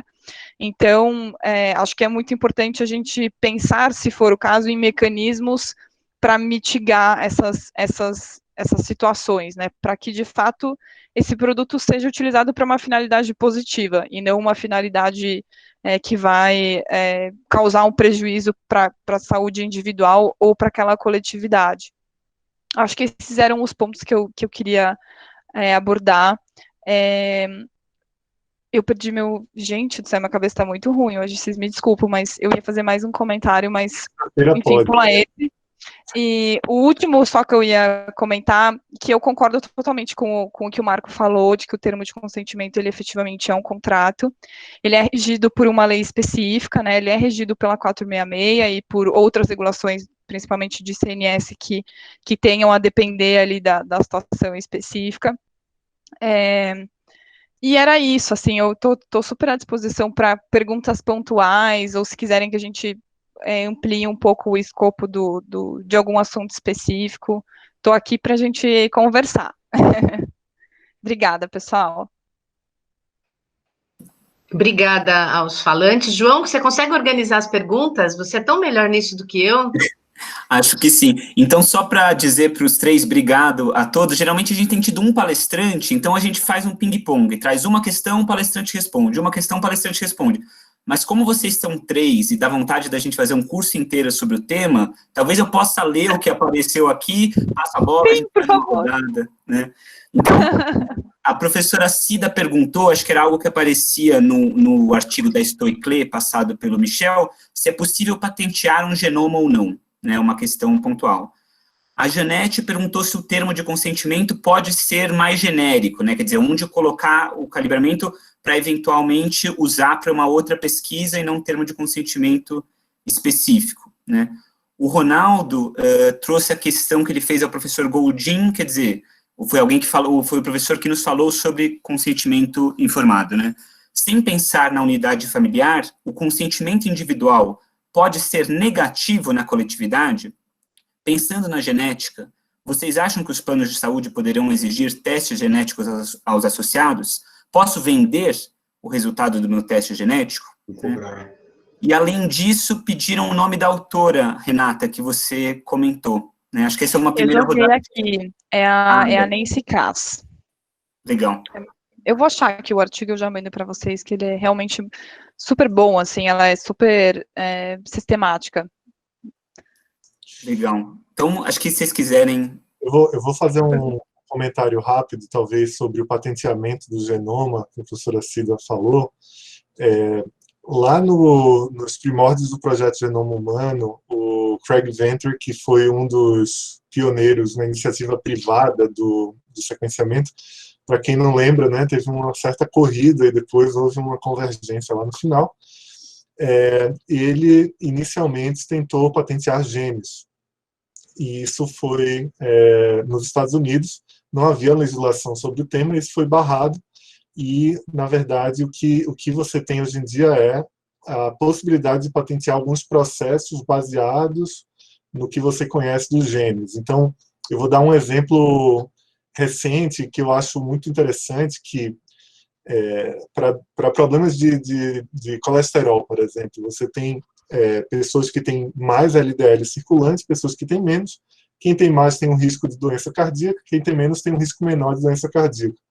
E encontraram duas mutações na população africana, que estão praticamente ausentes no resto do mundo, e que, obviamente, você não pode patentear a mutação, mas o entendimento de como essa mutação funciona permitiu a formulação de um novo alvo terapêutico, e aí tem um remédio agora que está saindo para não só os portadores da mutação, qualquer pessoa poderia se beneficiar por isso, algo que era um efeito biologicamente natural ali de uma certa população. Então, ou seja, ainda que você não possa patentear o genoma, meio que você pode patentear resultados dos dados genômicos obtidos em uma determinada pesquisa. Então, eu acho que eu nem era responder o que eu sei desse conceito. Eu queria aproveitar, se eu puder pedir a palavra, enfim, já sair falando aí, agora estou tendo aula de piano aqui em casa, então aqui é sempre com muita emoção, né? A gente tem uma vedação expressa na lei de propriedade industrial sobre patenteabilidade de genoma. Até porque, do ponto de vista de patente, a patente é um elemento de propriedade industrial e que, portanto, ele é um elemento da criação humana. Então, ele é um elemento, ele precisa ter novidade, ele é um elemento inventivo, ele é um mecanismo. E o genoma não é isso, o genoma é natural, né? Então, a classificação jurídica correta do genoma, e aliás, não é, com todo respeito, nem correto se falar em patente, mas o genoma ele pertence ao domínio dos direitos da personalidade, como é a imagem, por exemplo, como é a voz, né? Como é a expressão corporal. Então, não significa que o genoma não seja protegido, ao contrário, mas sim como direito da personalidade. Agora, você não tem aquelas questões normais de propriedade intelectual, que também abrange direito de autor e software, que é exclusividade de uso, por um determinado período, empregabilidade industrial, etc. Mas, evidentemente, você pode sempre se opor ao uso desse genoma por ser um direito de personalidade, evitar também que ele seja comercializado, que ele seja deteriorado, modificado, etc. Se eu puder complementar aqui, eu acho que concordo com o Marco, sem dúvida, no caso de seres vivos, né, não estão sujeitos, não são considerados patenteáveis pela lei que a gente tem hoje, mas uma coisa que eu acho que vai ser muito interessante de ver, e daí, enfim, cada um vai ter formas de proteger diferentes, mas é como isso vai se conversar com a era que a gente está entrando de medicina personalizada de terapia genética, né, que é uma categoria que a Anvisa criou recentemente para modular e para estabelecer uma regulação específica para terapias avançadas, dentre as quais a gente pode incluir a terapia genética, que pode, inclusive, utilizar o material genético daquele próprio paciente, né. Então, acho que isso vai ser bem interessante, e a gente vê isso em várias outras frentes, assim, por exemplo, a Constituição estabelece que tecidos, né, partes do corpo humano também não podem ser comercializados de nenhuma forma, né, expressamente vedada a comercialização. Mas e os dados pessoais? Né? Eles também, assim, eles não são parte, né, não estão dentro lá do nosso corpo, mas eles são parte da nossa personalidade, né, eles nos identificam, eles são algo cuja propriedade é nossa, efetivamente, né? E é interessante ver como isso, no caso de dados pessoais, não se aplica. Tanto é que tem um monte de gente, nesse momento, comercializando os nossos dados de saúde, a gente nem sabe. E esse, acho que era o ponto que eu queria fazer no final, que eu converso muito sempre com o Michel, que é, poxa, todo mundo, né, o hospital que eu vou, o 23andMe que eu fiz, e que depois eu fiquei com um aperto no coração, porque meu dado deve estar lá na GSK, que comprou um stake deles depois, mas se eles já estão comercializando, se eles já estão monetizando, seja para a melhoria de um processo interno, ou para testar uma nova iniciativa, mesmo no âmbito de pesquisa clínica, eles estão monetizando. Se eles podem, por que a gente, indivíduo, não pode, né? Aí, naturalmente, não é uma discussão fácil, a gente tem que pensar sobre os limites, como é que a gente operacionaliza isso na prática, mas eu não sei se essa pergunta se de fato apareceu, acho que apareceu naquela questão de dado de saúde, né, pelo plano de saúde. Acho, assim, não só acho, como gostaria de poder monetizar meus dados de saúde, não sei se os genéticos, efetivamente, acho que não, mas acho que é uma escolha que a gente, enquanto indivíduo, deveria poder fazer. No caso ali do plano de saúde, esse tipo de solicitação seria expressamente ilegal, né, de um plano de saúde solicitar que você faça um exame genético ou qualquer outro, né, um exame específico para ele te conhecer aí a fundo e poder definir qual é o preço que você deveria pagar para um plano. A ANS, inclusive, tem regulações, né, que vedam esse tipo de seleção de risco, que eles chamam. Existe uma previsão específica, não para dados genéticos, mas dados de saúde em geral, também na LGPD nesse sentido, né, que as operadoras não podem usar isso para seleção de risco, mas eu sei, de fato, que as seguradoras de vida pedem isso em algumas situações, inclusive seguradoras aqui no Brasil, e daí a gente entra numa discussão também da autonomia do indivíduo, de querer de fato se submeter àquilo para ter uma melhor ou pior proposta, mas daí a gente está falando no âmbito de seguro de vida, que não seria regulado pela ANS, né, que não estaria sujeito a regulações de saúde suplementar, mas que caberia aí também uma reflexão. Eu queria só colocar uma coisa, se os dados genéticos forem pedidos dentro de uma instituição, né, você só pode fornecer esses dados se for através de um juiz, tanto para o empregador quanto para os seguros. Eu não sei o que se faz por aí. A minha pergunta é, o indivíduo recebe um resultado de sequenciamento do genoma de 30 páginas, se ele pessoalmente, ele pode dar esse resultado, né, para a seguradora. Porque, em termos de instituição, a gente não dá. Inclusive, por exemplo, se a prima telefona para saber o que aquela criança tem, você não vai dar o resultado para aquela prima. Se alguém da família pode estar em risco de também manifestar a doença, o que você faz é conversar com aquela senhora, explicar para ela, se ela quiser, ela vai acionar a família. Se ela quiser manter aquilo em segredo, você não pode pegar no telefone e sair chamando a família. Pelo menos é o que se faz dentro da USP, que eu sei. Agora, o que se faz aí fora, não dá para saber. Então, esse negócio de dados é uma coisa assim que não é de hoje, porque na época do nazismo, eles fizeram um censo, né, da população e todo mundo respondeu, inclusive os judeus. Então, na hora que eles quiseram perseguir, eles foram na casa dos judeus. E aqui vai ser a mesma coisa. Eu acho que os problemas da humanidade, infelizmente, não mudaram. Qualquer técnica que você for usar, no fundo, é a mesma coisa, né? Então, em relação a dados, por exemplo, para o dado ficar anônimo, né, você tem que submeter o teu projeto para a Conep e explicar muito bem por que é anônimo. Os dados têm que ser anonimizados. Alguém tem que guardar esses dados. Agora, com tanto hacker que tem na internet, também, como é que a gente vai ficar controlando isso? Gente, isso aqui é um problema que dá dor de cabeça para todo mundo o tempo todo. Então, agora, quanto mais regras forem feitas, mais vão engessar, principalmente as pesquisas, porque laboratório particular nenhum vai se sentir engessado. Célia, eu ia falar mais ou menos isso. Existe um certo trade-off, que é assim, se a gente for ultra proteger ou que as próprias pessoas se sintam com medo de fazer parte de projetos de pesquisa ou de algo do tipo, a gente vai retardar, né, o avanço científico efetivamente, mas se você abrir a porteira geral, o que pode acontecer é da gente perder a autonomia como sociedade, né?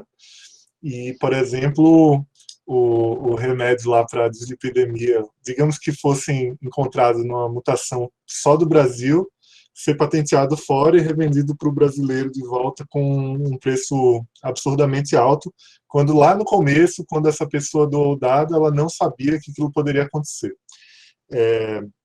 Uma outra coisa interessante que a Célia falou é assim, a gente tem essa prática no nosso dia a dia, né, do aconselhamento genético e tal, que o resultado vai especificamente para a pessoa e de uma maneira mais esclarecida possível. E aí, no dia seguinte, você vê que a pessoa subiu o relatório para um grupo público no Facebook, portadores da mutação de determinada doença, e você junta essas pessoas e vão convidando, e aí você vê que existe toda uma dinâmica do outro lado, que as pessoas têm o direito e elas utilizam isso para, por exemplo, se agregar em grupos de pacientes e grupos de afetados, e isso se torna todo um outro ecossistema baseado nos dados das próprias pessoas que voluntariamente compartilham entre si. Mas a gente tem que ter uma posição, né, e obedecer a essa posição. É claro que a gente tem a Conep em cima, e eles estão... Claro. Tem a 466, a 510 também, né? Essa 510 também vai ser objeto de mudança, ciências sociais e humanas, com essa história de entrevista pela internet, de termo de esclarecimento pela internet, e eu acho que a gente tem que se manter numa posição. Agora, o que não pode é engessar demais. Isso, vai começar a engessar, a gente não vai fazer pesquisa nenhuma. Eu acho interessante. Mas também você tem razão. Se eu tenho um resultado que eu quero mostrar pela internet para Deus e o mundo, é meu problema. Não, a instituição não está se expondo. Entendeu? Concordo, acho que tem uma questão de autonomia, né? Os grandes problemas que a gente enfrenta é quando aquilo está acontecendo com o paciente não sabe que está acontecendo. Né, e você não tem uma justificativa legal, né, o que a gente chama de base legal para esse tratamento que está acontecendo, né, que é o que a gente estava falando sobre você, no âmbito de tutela da saúde, serviço de saúde, tutela da vida, né, proteção à vida, ou de um terceiro, notificação por conta de uma obrigação regulatória. Por exemplo, aqui não é um exemplo de genético, mas de dados de saúde. Hoje em dia não, desde 1975, acho. as empresas e os profissionais de saúde têm uma obrigação de reportar doenças consideradas de notificação compulsória, dentre as quais a gente inclui, inclusive ficou estranho, né, mas tem a Covid-19, né, então os laboratórios são obrigados a reportar, a depender da regulação local, diagnóstico positivo, negativo ou indefinido, né. Mas se o paciente consentiu, né, e ele tem autonomia para isso, mas daí talvez a gente entre numa discussão, será que a pessoa sabe o risco que ela está correndo, né, será que ela tem consciência da exposição que ela está se submetendo e o que pode advir disso? Mas em tese, assim, de uma forma muito simplista, o que não é o caso, mas eu diria que se a pessoa quer, se a pessoa tem autonomia, né, e preza por isso, e quer divulgar, aí é uma decisão dela, desde que ela esteja ciente desses desdobramentos possíveis, né.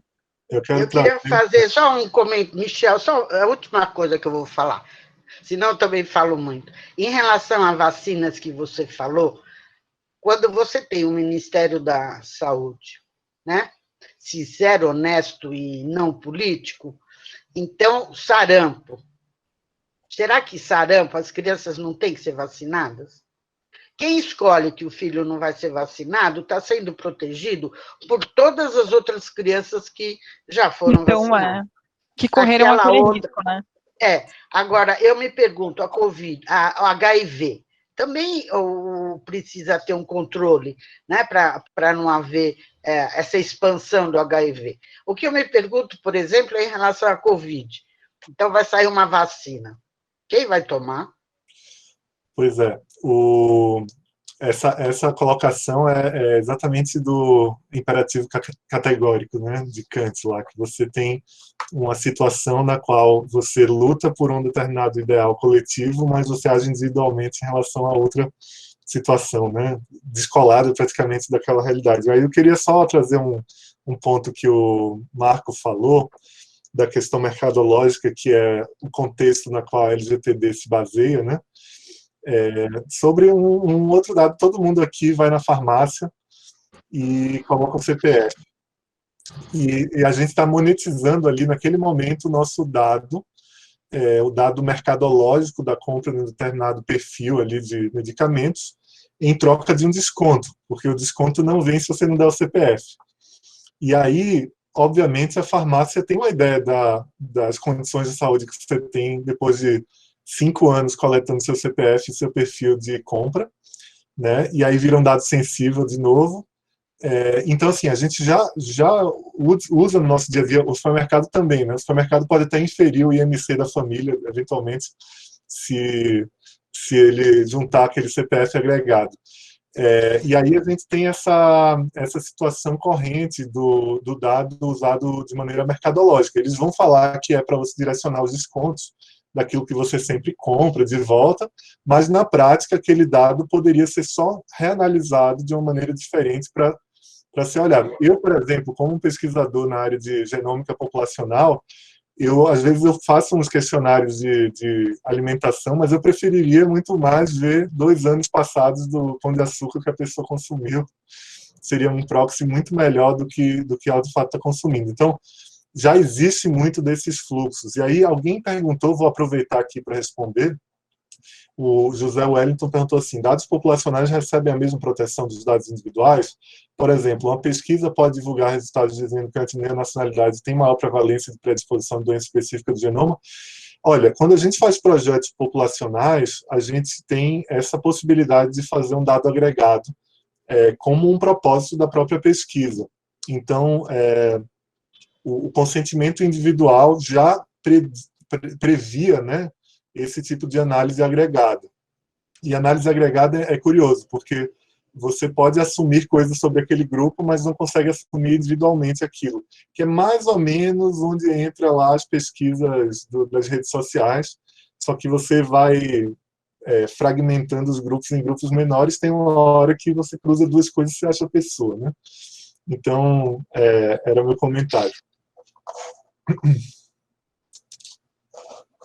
Eu tô completamente de acordo, é isso aí, né? É muito cômodo. A gente, eu sou pesquisador também aí internet, mídia e tudo mais, e a gente sabe que, se você for perguntar para a maior parte das pessoas, e aí, legal, né, você dá soldado, você tem algum problema nisso? Não, de jeito nenhum, eu recebo as melhores ofertas, as melhores propostas, os melhores descontos, e etc. E quando você vai na farmácia e sai aquela lista lá, os descontos que você tem para você, eu adoro o aplicativo do Pão de Açúcar. Ele sabe exatamente o que eu compro e eu ativo as ofertas. Ele é incrível, né? Só que o que está por trás disso também, né? Esse é o ponto que acho que todo mundo aí tá receoso. Eu queria colocar uma questão mais quanto às categorias um pouco, né, que a gente vai usando para pensar. O pessoal do curso vai ver que eu vou me repetir um pouco, né, mas eu acho que entram elementos muito legais que vocês trouxeram, mesmo isso que não há mais anonimização, né, então talvez vocês tenham visto aquela artista em Nova York há alguns anos, começou a pegar bitucas de cigarro do pessoal que andava na rua e reconstituiu as faces delas para mostrar, quer dizer, olha, esse é o tipo de indivíduo. Quer dizer, imagina o que acontece isso na hora que cai num governo na mão do governo totalitário, né? O Michel trouxe, olha, vamos tomar cuidado para fazer sem um paternalismo muito grande. Mas, por outro lado, eu acho que a gente não precisa nem temer esse estado totalitário apenas, né? Uma vez que a gente está no mercado, eu comentei aqui, a Regina riu de mim, que tem bioéticos que falam em eugenia liberal, né? Quer dizer, o que o mercado pode fazer para nos pressionar a levar a população para um lado ou para o outro, né? E aí eu acho que entra um pouco o que o Sabino estava trazendo do que pode ser ou não precificado, né? Ontem o Saldiva estava falando conosco, ele trazia um pouco isso, né? Quer dizer, como distinguir commodities de algo como bem comum, e eu acho que vocês falaram muito em dados, né? Quer dizer, eu acho que o próprio vocabulário da genética, né? Quer dizer, a estrutura do DNA é de 53, o paper do Turing fundando a inteligência artificial é de 1950, então acho que não é à toa a gente falar em código em ambos os casos, né? E ao invés de precificar só por dinheiro, a gente está trazendo isso para uma questão de quantificação dos dados, né? Mas no fundo, quer dizer, dentro disso, o que seria, né, o que a gente deveria resguardar? O que eu queria trazer a categoria é da autonomia, né? Que acho que a Renata estava trazendo um pouco.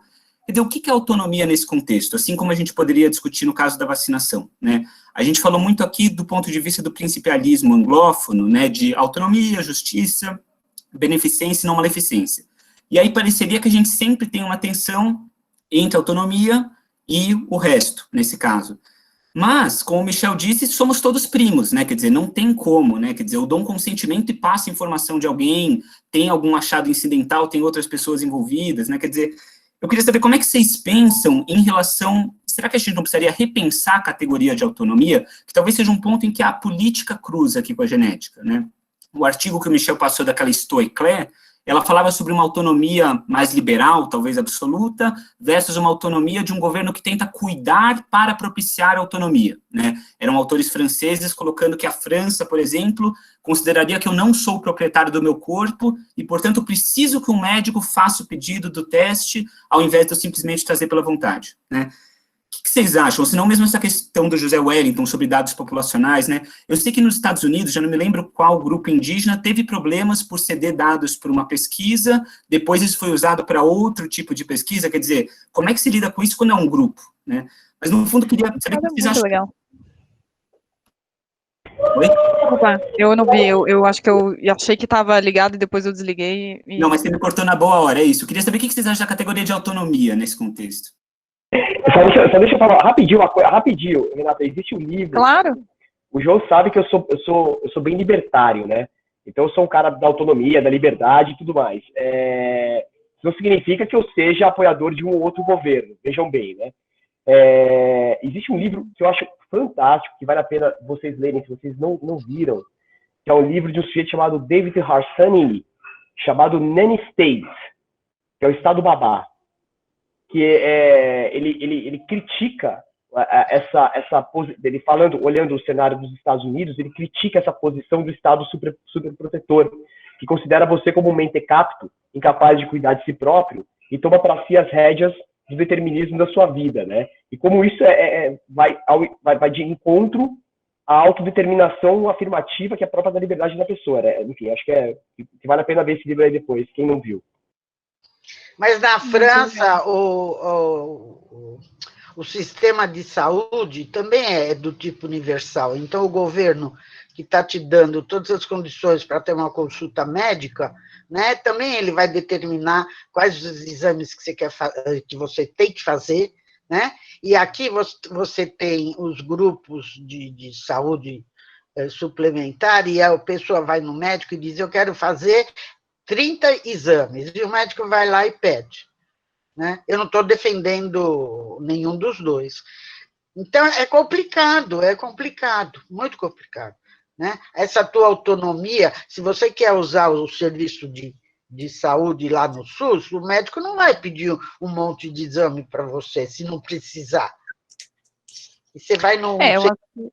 Fala, Renata. Desculpa, acho que tem um ponto que acho que o Marco tocou super bem, no sentido de que quanto mais dependente você quiser ser do Estado, maior ele vai ter uma legitimidade para intervir. É o caso clássico da própria vacinação. Você está falando lá na Constituição que o Estado tem que garantir direito à saúde, uma das formas de garantir esse direito é via vacinação. Então, sempre vai ter, como o Michel falou, esse trade-off, e quanto mais você esperar do Estado, compartilhamos do mesmo mindset. Acho que o Michel também, né? O que de fato não significa que você está apoiando o governo nenhum, mas acho que é muito mais uma questão de prezar pela autonomia individual, né? Pela autonomia de cada indivíduo de acordo com a sua circunstância aí de vivência. Mas quanto mais você der, mais o Estado vai poder intervir e legitimamente na sua saúde, na sua conduta, na forma com que você se comporta e assim por diante. Você quer falar, Michel? Eu quero. Na verdade, eu acho que a gente está alinhado em alguns aspectos, em outros eu tenho um pouco de uma visão... principalmente no que diz respeito à saúde, porque saúde é algo que é difícil fechar a conta, e aí no final a gente acaba caindo no pacto social, que queremos que a sociedade sobreviva às doenças e os infortúnios, de certa forma, para continuar ali vivendo. E eu gosto daquele paper que eu mostrei da simulação na Austrália, porque ele coloca em números. Diz assim, olha, se a gente assinou o pacto social do Estado garantir, e aí o Estado todo o SUS todo vira a compensação lá do programa de imunização ou qualquer coisa de mitigação, a gente teria ali, então, de certa forma, uma segurança que, mesmo que o dado seja vazado e você seja proibido de entrar em algum plano de saúde suplementar, você ainda tem o SUS nas suas dificuldades, mas ele está lá. E aí, só trazendo exatamente isso de volta, existe um problema claro, assim, na questão dos testes genéticos patrocinados pelo SUS, que há uma previsão disso, que é quando você oficialmente prevê e dá um diagnóstico, você também está ali se responsabilizando para cuidar, e aí o Estado tem um problema de conflito orçamentário, porque você não pode dar um orçamento de um lado e não dar do outro. Ou você dá o pacote todo, ou você está ali, na verdade, sendo cruel em mostrar... Isso na nossa realidade, né? Na nossa realidade de garantia irrestrita de direitos que resulta, inclusive, nessa erosão, eu adorei essa expressão, erosão orçamentária, especialmente na questão de divisão, né, do quanto de recurso que vai para, enfim, quem tem uma condição genética super específica e precisa de um medicamento de 2 milhões, que é o que vai ser cada vez mais comum. Então, a gente, assim, o Marco, né, estudou isso com muito mais profundidade, o tema de judicialização, mas a gente vai ter que chegar em algum lugar, a gente vai ter que falar daqui para frente, não dá mais, porque... O NHS, por exemplo, ele solucionou de uma maneira quase utilitarista o problema, que a gente vai dar um teto de número de pacientes que a gente pode pagar os remédios caros e o preço do remédio é caro. E aí as farmacêuticas acabam vendendo na tabela e elas lucram em lugares como o Brasil. Não, isso que eu ia comentar, as farmacêuticas provocam, entende? Elas estudam para meia dúzia de pacientes, porque sabem que o SUS vai pagar, porque eles vão entrar na justiça. É claro, se eu tenho um filho com problema, eu vou até as últimas consequências para ele receber o remédio. Então, você tem a parte comercial, né, Sabine? O Ministério da Saúde, ele tem adotado assim, na verdade foi um caso específico, mas acho que eles têm tentado pensar em alternativas, e uma dessas alternativas são os acordos de compartilhamento de risco, né, em que você tem uma contratação lá do laboratório farmacêutico que tem um remédio exclusivo, né, um tratamento exclusivo para uma doença específica, como foi o caso da AME, com o Inspirasa.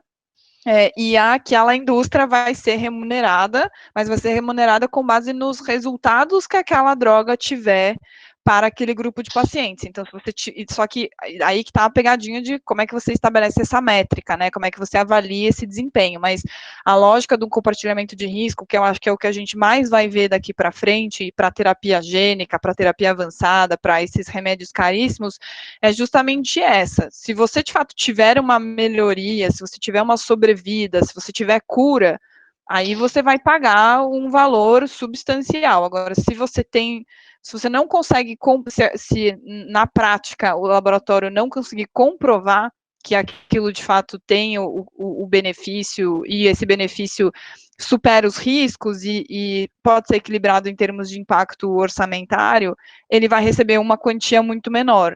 Eu acho que essa é uma tendência importante, o que não exclui a judicialização, mas eu acho que pode ser uma alternativa interessante. Pois é. A outra coisa que eu fico pensando em relação ao pacto social, né, que a gente faz, é que, na verdade, a ideia do pacto social, ela também entra em conflito com a questão democrática. Você está na ideia da antivacinação versus... Quer dizer, pelo direito de não vacinar, o direito de vacinar, com um problema difuso, né? Porque, como a professora Célia falou, quem escolhe não vacinar, se você tem um certo número de pessoas que escolhem não vacinar, está todo mundo protegido do mesmo jeito, passou desse número, está todo mundo em risco de novo, ou tem muita gente em risco de novo. Sarampo, né? O sarampo. Um monte de outras questões. E aí você falou, Renata, da questão da evidência, né? Se você tem um nível de evidência suficientemente forte para aquilo compensar, e aí eu penso em contas públicas mesmo, todo mundo pagou imposto. Algumas pessoas decidem não vacinar, e aí você gera um fardo para curar as crianças né, para tratar as crianças que não foram vacinadas, etc., você começa a voltar lá para aquele plano. E aí a gente tem esse pacto em outras coisas, por exemplo, tabagismo. Teoricamente, você tem o imposto incidindo ali no maço de cigarro, com um tipo de educação direto, né, que é aquela foto impressa lá dizendo do risco que você está. O termo de consentimento está na caixa, né, do cigarro. E aí a gente tem do outro lado os planos de saúde, que nenhum plano de saúde dá desconto para quem não fuma, por exemplo. Esse é um exemplo que eu acho muito interessante. Ninguém explora ainda esses dados, enquanto a gente já está discutindo aqui a influência ou não de uma determinada mutação numa doença. Posso fazer um comentário? Claro. Eu estou falando sobre a questão da... Parece que chegou no Supremo Tribunal Federal um caso de o Estado poder obrigar a vacinar os filhos ou não. Parece que já está, enfim, alguma hora isso vai ser pautado lá no... Vamos julgar a constitucionalidade do... Está inclusive Isso, com exatamente. o Luiz Roberto Barroso, que é a melhor pessoa, né, porque ele é uma pessoa que tem uma bagagem de direitos fundamentais e de direitos humanos inquestionável, e comparando com outros ministros, ele, acho que me parece uma pessoa muito razoável, assim, para debater. Então, acho que nesse ponto a gente até deu sorte, porque o voto, pelo menos, vai ser embasado, né? Eu, particularmente, eu acho que a vacinação deve ser obrigatória, porque o coletivo deve prevalecer sobre o individual. Na hora que você tem a população vacinada, ou as pessoas vacinam seus filhos, estão protegendo não só seus filhos, como aqueles ao redor. Enfim, opinião minha, tá? Obrigada. Mas eu queria saber de vocês o seguinte, né? Embora tenha um background jurídico aí e atue, né, seja advogado, vocês aí das outras áreas não ficam irritados com essa judicialização de tudo? Não é irritante? Por que esse tema de vacina tem que ser julgado pelo Supremo Tribunal Federal? Meu Deus do céu! Por que isso não pode ser resolvido de uma maneira decente? Por que alguém precisa vir e falar assim, tem que ser assim? Né? Então, assim, é só um desabafo. Obrigado. Não, eu concordo. Mas, infelizmente, a gente deu esse poder, né, para eles decidirem por isso. Então... Aí você tem a erosão do sistema judiciário, que fica ocupado... Sabina? A politização, a desvirtuação. Você vacinou seus filhos? Eu vacino meus filhos sempre. Vou vacinar contra a Covid assim que sair, Maria Aparecida. Você quer se livrar deles, né? Quer mandar eles para a escola. Não vou mentir não, Célia. Não vou mentir mesmo.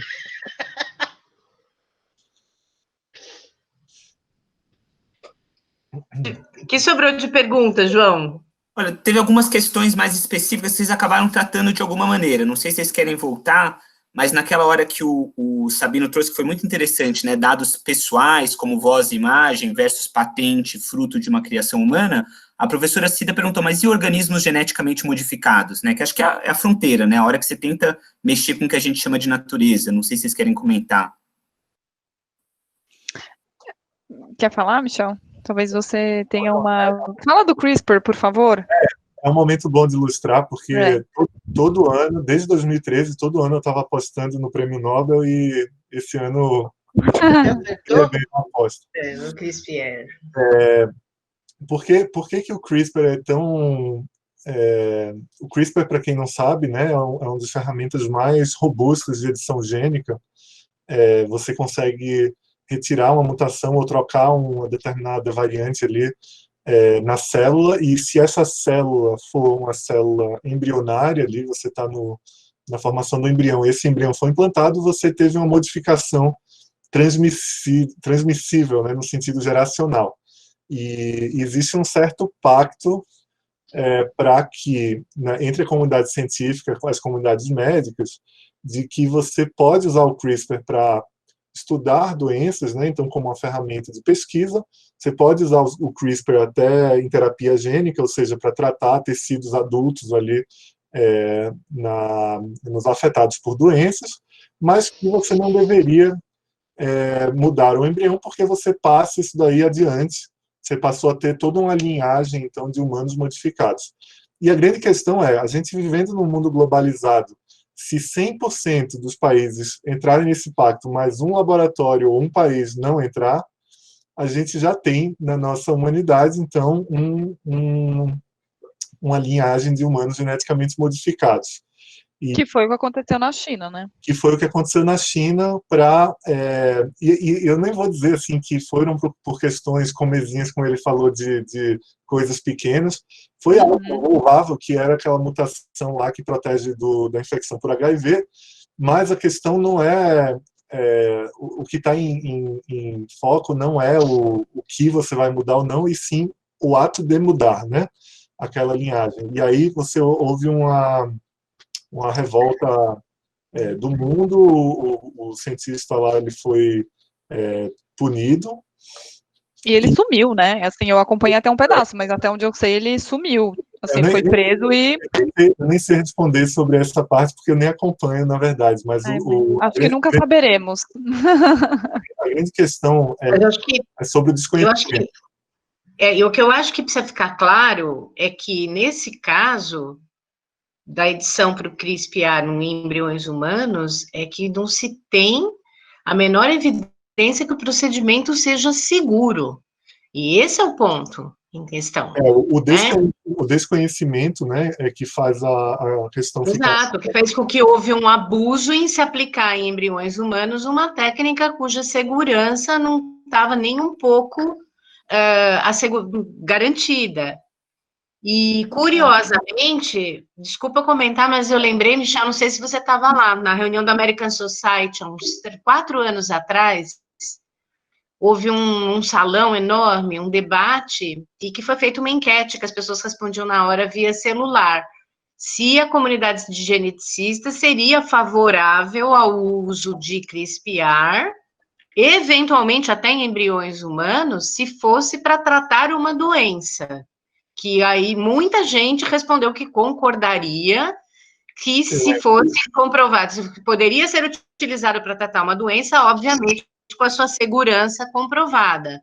mas foi perguntado também nesse mesmo salão. Michel, você não estava nessa, Michel? Eu estava assim, sobre qual é o limite da doença. A gente refletiu depois. Aí, quando perguntaram se deveria ser, os geneticistas estariam de acordo em usar para editar características de cunho que não relacionada à doença, mas, por exemplo, a estatura, a inteligência, o vigor físico, o desempenho atlético, se considerariam isso ético. E a resposta foi que a grande maioria diz que não, né?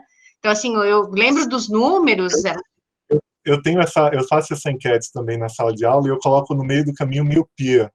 E aí, a pergunta, quando eu falo assim, custa 100 mil para corrigir, aí ela para na doença clara, quando custa R$10 para corrigir, aí a miopia ela é o ponto de inflexão e você muda, e todo mundo aceita porque R$10 é mais barato do que um óculos por ano, né? Então... então, Michel, você estava nessa sessão? Tinha muita gente no dia que foi feita essa enquete. Foi bem interessante você ver o resultado disso. Então, assim, a comunidade científica considera ético, aceitável, eticamente aceitável, desde que comprovem a segurança e que seja usado para tratar uma doença ou corrigir uma doença, mas não necessariamente... Não para o mal. Eu queria saber quem leu o livro 1984, só que eu estou tão cansada quanto a Renata, eu não lembro do autor. Vocês leram esse livro? George Orwell. George Orwell. É isso, Regina. Não leram? Por favor, leiam. Você leu, João? Esse é um clássico. É um clássico. Esse deveria ser compulsório. Eu acho que, quer dizer, enfim, tem muitos... A gente trouxe a teletela para dentro de casa, né? Quer dizer, não é só o fato de que a gente escolhe pagar para ver o Grande Irmão e a gente trouxe a tela preta pela nossa vontade para dentro de casa. No 1974 era o Estado que colocava. A gente está achando que a gente escolheu para o nosso bem, né? Sem ser muito... Mas ele usava substâncias. As pessoas que tinham que trabalhar na mina, ele usava álcool, alguma coisa nos embriões, que aquelas pessoas só queriam ficar no escuro e na mina. Então, aqui é a mesma coisa, você vai fazer a escolha, né, do genótipo, lá algumas características, que, como o Michel falou, poligênicas, e aí você vai ter uma população que quer trabalhar na mina, uma população que se sente bem trabalhando sei lá onde. Não mudou muito, gente. A gente está discutindo outros detalhes, mas nada muda. O mundo é assim. O que é curioso, e aí eu acho que faz o gancho com o que a Renata falou bastante sobre autonomia. No filme Gattaca, por exemplo, a discriminação é com as crianças que são geradas naturalmente. E aí vem a grande questão. E no mundo que a gente tenha todas as doenças ali mapeadas, ou que o sistema de saúde dê toda a cura para todas as doenças, como resolver as pessoas que optem, por exemplo, por não seguir essa recomendação? Né? Exato. É maravilhoso a discussão, né? Não tem como não gostar disso. Gente, eu proporia, como a Renata disse, é incrível que a gente esteja aqui sexta-noite falando disso, mas a gente também não vai sequestrar vocês até muito longe. Então, quem sabe uma última rodada, se cada um de vocês três quiser fazer uma última colocação, a gente pode arrumar aí. Acho que não passou muitas questões, sexta série. Falta a parte da gente poder confraternizar depois, né, Marcelo? Mas então, se quiserem cada um... Não sei, Michel, se quiser propor, talvez, enfim, fechar não dá, né? Espero que seja uma abertura de próximos debates, né? Mas se quiserem... Por favor. Eu falei bastante, na verdade, o que eu queria colocar aqui é a necessidade, assim, óbvia da gente fazer mais discussões desse tipo e talvez começar a abrir mais o leque para outras partes da sociedade também opinar. Isso mesmo, isso sim. Por exemplo, o projeto do Ronaldo, que a gente está elaborando já há algum tempo, a gente está falando sobre a questão da informação prévia, né, o conhecimento prévio como algo que vai moldar o consentimento de fato esclarecido ou não. Uma aluna minha também trabalhou com o conceito de CRISPR para pacientes afetados por doenças genéticas, se eles estariam ok ou não só os geneticistas, como a Regina falou do Congresso, e eu acho que tudo isso entra a gente fala de medicina personalizada, mas tem um termo melhor que eu acho que é medicina P4, e aí são preditiva, personalizada, participativa né? E aí esse participativo significa toda a sociedade, de certa forma, inserindo ali sua opinião. E a gente precisa sair. A curso de extensão já é um começo, acho que a gente precisa ir um pouco mais além e promover essas discussões de forma aberta. Bom, se eu puder também adicionar aqui meus comentários finais, eu adorei essa conversa com vocês, como o Michel disse, espero que seja a primeira de muitas, porque realmente são muitos assuntos, e só com esse debate contínuo a gente vai conseguir refinar as nossas conclusões, né, propor alterações, né, e sugestões realmente propositivas em termos de mudança de regulação, mudança de política pública, mudança na forma com que a gente treina os nossos profissionais, né, como é que a gente educa ou possibilita com que os pacientes atinjam o que a gente fala tanto em termos de autonomia. Contem comigo aí para qualquer discussão, estou sempre à disposição, e muito obrigada de novo pela oportunidade, aprendi muito aqui com todos vocês. Eu, da minha parte, queria também agradecer a todos vocês não sabem como eu fico feliz, eu sou o verdadeiro pinto no lixo quando eu estou num lugar como este, realmente com discussões reflexivas e despretensiosas, né, realmente, é mais ou menos aquilo que os caras faziam na Grécia Antiga e que geraram, claro, guardado suas devidas proporções, Aristóteles, Sócrates e toda essa galera que ficava embaixo de uma árvore como vinha na boca pensando sobre as coisas do mundo. Então, eu queria dizer que essa interação entre domínios da ciência é sempre muito importante. A gente tende a ficar hermeticamente fechado no nosso domínio do conhecimento. Tem uma teoria chamada Bounded Rationality, que explica por que a gente faz isso. E dizer também, né, aí parafraseando, agradecer, porque eu aprendi muito mesmo. Agradecer Michel, a Renata, todo mundo que falou, me senti privilegiado de participar desse grupo e dizer que eu concordo completamente com a Célia, e aí fazer alusão àquela famosa passagem do livro do Eclesiástico, que não há nada de novo entre o céu e a terra, e é isso que efetivamente né? Todo mundo é homem, todo mundo é humano, as coisas continuam existindo, independentemente da gente estar aqui, elas vão continuar existindo. Então, obrigado aí, gente, boa noite, contem comigo também para os nossos debates com a Renata, valeu, um abraço para vocês, bom feriado para todo mundo. Adorei. Obrigado mais uma vez, Sabino, obrigado, Renato, obrigado, Michel.